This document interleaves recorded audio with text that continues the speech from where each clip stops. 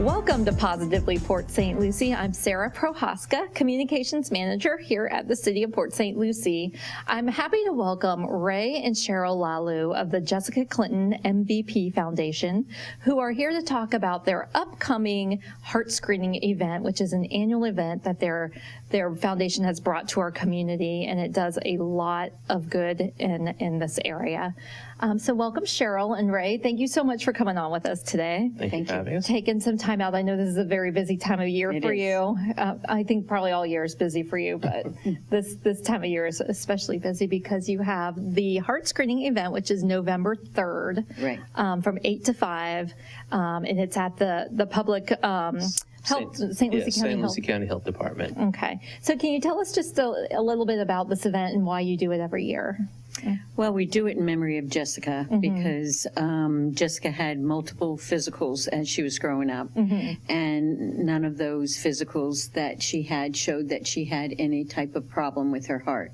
And when we lost Jessica on October 2nd, 2003, we found out that she had a heart defect. It was mitral valve prolapse, which is very common in women. Okay. And so we started doing the AEDs in schools and parks because we found out that the small machine, the AED, could have helped save her life. Yeah. And then we continued to say, wouldn't it be nice to find kids before they needed the AED? So we started the heart screenings. This will be our 8th one. And this is a pretty unique event for the entire region, and I know you get signups from not only the Treasure Coast but from outside the Treasure Coast, and you already have 500 people signed up for the screening this year. Yeah, we opened registration probably about 3 weeks ago, maybe 4 weeks ago, and within 2 we've we were at capacity. We're at 500 kids. Okay. And right now we have a waiting list going, so we've probably got 30 to 40 kids on the waiting list at this time. Okay, so people can still get on the waiting list. Yes, they can, and definitely would recommend that they do that because every year we get about, we usually get a note, about 15% of people not showing up. Okay.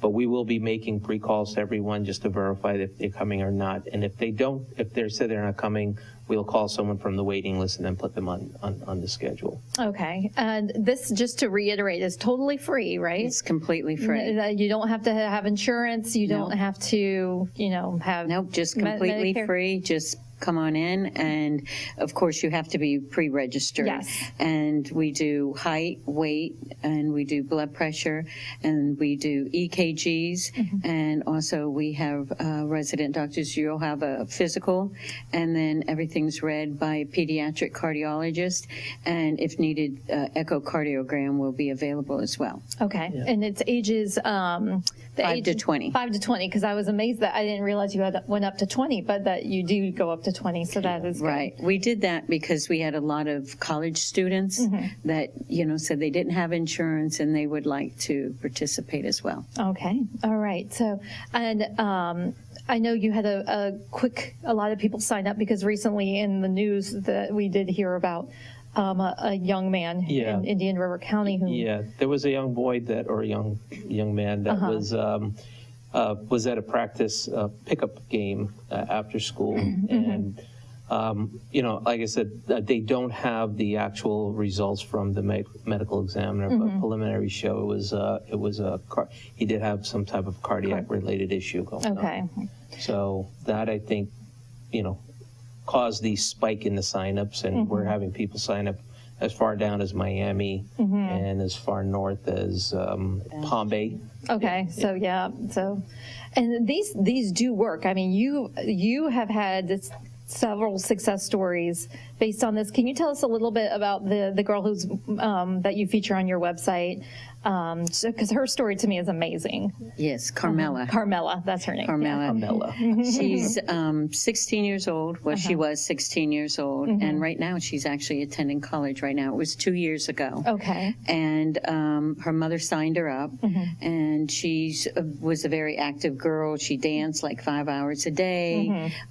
She did competitions. And so when she came in that day and did the heart screening, we did find a major issue with her. Okay. That resulted in her having open heart surgery. Oh, wow. But she was recently at an event, and she seems to be doing... She's doing great. Perfect. Yeah. I mean, really well. Yeah. Perfect. So, and she was saying it probably saved her life because she danced so much. She could have... One of the funny things about, when she came, she actually didn't have a chance to. She tried to register, but the registration was full. Okay. And she called my wife in the morning. Her mom called my wife in the morning, and she was explaining, my daughter does, 5 hours of this, and, she's really active. And Cheryl said, hey, listen, just bring her in. We'll get her in somehow. And, You worked her in, thank goodness. She was on my waiting. Oh, she was on the waiting list, so, yeah. And my personal waiting list. Yeah. It's hard, I can imagine. Yeah, we don't ever. How do you turn a child down? Yeah. You can't. And there's only so many resources, but yeah. Well, and you're lucky to have all these doctors who literally volunteer, right? We are very fortunate. You can probably count the amount of actual pediatric cardiologists there are in the state of Florida, and we are fortunate. We usually have 5 to 6 show up at our event. Wow. So we are very fortunate, along with probably 20-something resident doctors, the IRSC,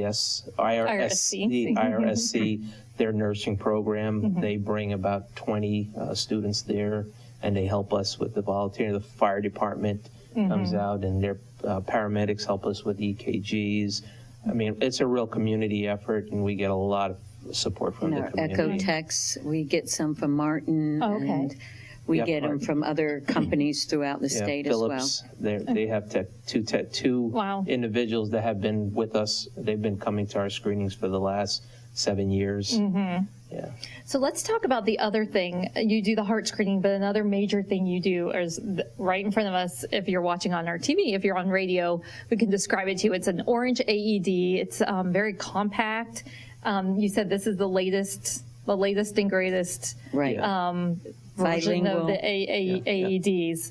And you have really made a major impact in putting these into schools, local schools, and parks and different other public places because a part of Jessica's story is she was cheerleading at St. Lucie West Centennial. Right. So he was at practice, and that's when she she went to get some water, and while she went to get some water, she went in sudden cardiac arrest. Okay. At first they thought she was having a seizure, and but later on that when they brought her to the hospital, they found out that she had an unknown heart defect. She had a severe mitral valve prolapse. Okay. And had there been an AED close by, could that have... It would have given her her chance. Given her a shot. Right. Okay. So that's really important to have these close by if there's kids doing sports. In most cases, when someone goes into sudden cardiac arrest, the only thing that's going to revive them is when their heart gets out of rhythm, the only thing that can bring it back is a shock that brings it back into normal rhythm. So, and unfortunately, as good as our paramedics are, and it still takes some time for them to get from from where they're located to the site. So, and you really have about 3 to 5 minutes to do this. So, so that's it. And these are pretty simple to use. I mean, hopefully someone, if they had to use them, wouldn't be afraid, because it literally walks you through every step. Every step you open it up, and you said this one's bilingual. Yeah, bilingual. Yes. Yeah. So Spanish, English, it will walk you through the steps. If God forbid, if you ever need one, you shouldn't be too hesitant to use it, because because if a shock's not required, it will not shock you. Okay. So they're very intuitive. They actually do a reading of the heart, and if there's no need for a shock, I mean, it never hurts to put them on. So, it's not something to be afraid of. And it shows you where to place the pads, and it talks you every step of the way. Yeah, super. It's a fantastic thing to have available. And your foundation raises money to buy these and to help put them into like you said, public places that need them. So if you are in a group that may need one, they can contact you, correct? Or you can help them do a fundraiser or to raise the money to buy them, right? Yeah, because you know, unfortunately we don't have a closet full of these. No, and they're in huge demand. Oh, I'm sure. So what we try to do is with some of the schools, and we just worked with Mako Soccer. They paid half, we pay half. Okay. We try to help the schools do fundraisers, and a lot of times they can raise a lot more money than we can. Yeah. We actually just worked with a school, one of the Renaissance charter schools, and they did a little fundraiser. It was a Jeans Day, it was. And they raised enough to buy 3 of these, and they actually donated one to the foundation so that we can donate it somewhere. That's great, And other local businesses got involved too. Okay. Because normally when you have a school, they, you know, you have parents, and parents want their kids to be safe. So they'll try to raise money as well. And it's good to have them in multiple locations of the Absolutely. schools, correct? Yeah. And depending the size of the school. So, okay. And it's not just for the kids in the schools. I mean, you have teachers in there, you have grandparents that visit, exactly. you have parents that visit. So, you know, the traffic going through a school sometimes is a lot more than people really think it is. Yeah, exactly. And you have all kinds of sporting events and just, you know, PE classes, and all of that. So that's, you know, it's very And we important. do lose children at like PE or after school. I mean, anytime I would think where they recess, everything. when they're running around and they have their heart rate up, if they have a problem, it can be devastating, I'm sure. But so, do you have a ballpark figure of how many of these that you've placed? Or you've helped raise money for? Well, what we've actually donated ourselves were probably about 90, I think it was like 93. Wow. And then we've probably facilitated and worked with other people, probably somewhere in the neighborhood of about 400 and change. Wow. Yeah. We've gone, I've been with other businesses, and we've gone from Key West all the way up to Jacksonville. Yeah. Oh, my goodness. Yeah, just Placing installing, just putting them in. Yeah. So another thing I wanted, while I have you here, because we just recently had a little event here at the city at Jessica Clinton Park. So there is a park in Port St. Lucie, as many people probably know. It's a really popular park off South Bend Boulevard called Jessica Clinton Park, named after your Jessica. Yes. And we recently had a event where your whole family came out, and your supporters, because we wanted to put a plaque out there because, like you said, it's been 15 years since Jessica passed away, and we've had a lot of new residents come into the city. And you know, you've experienced it while being out there. People don't know, or people are curious. They probably, are curious who she is. So we recently had an event where you were able to tell her story, and so now there's a plaque, a beautiful plaque out there with her picture and her name and just a little bit about her. So we thank you for coming out there and helping with that. Oh, we thank you. We thank the city. It was beautiful. Yeah. It was very nice. The plaque was gorgeous. They did a beautiful job. And we appreciate that. At that event, you were able to give Mako the Mako Soccer League got their AED, and Carmela, who we talked about earlier, spoke and told her story. It was she's a really good. We kind of threw her under the bus and said, "Hey, you might say," and she did such a fantastic job. She did. She might be our new spokesperson. She might be. I mean, it's her story is very powerful because you know, I mean, she was on the waiting list. I mean, you got her in, so it's an amazing. We have had a few other kids had surgery after our screenings, and typically we find about 2 to 4% of the kids at every screening have some type of, cardiac abnormality. Wow. 2 to 4%. Yeah, wow. Yeah, but some of them are, they're not all something that's life-threatening. I mean, a lot of times we find a lot of mitral valve, especially with the girls, and a lot of murmurs, things like that. Yeah. That are just, not uncommon. Yeah, but it's things that they didn't know they had to begin with. And now they can get it treated, right, taken care of. Yeah, perfect.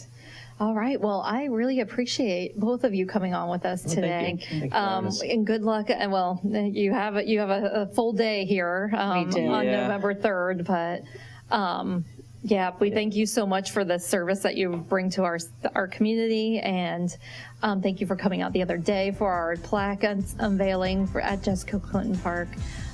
So we really appreciate you coming on. Thank you. Thank you for having us on. No problem. We'll be right back after these messages.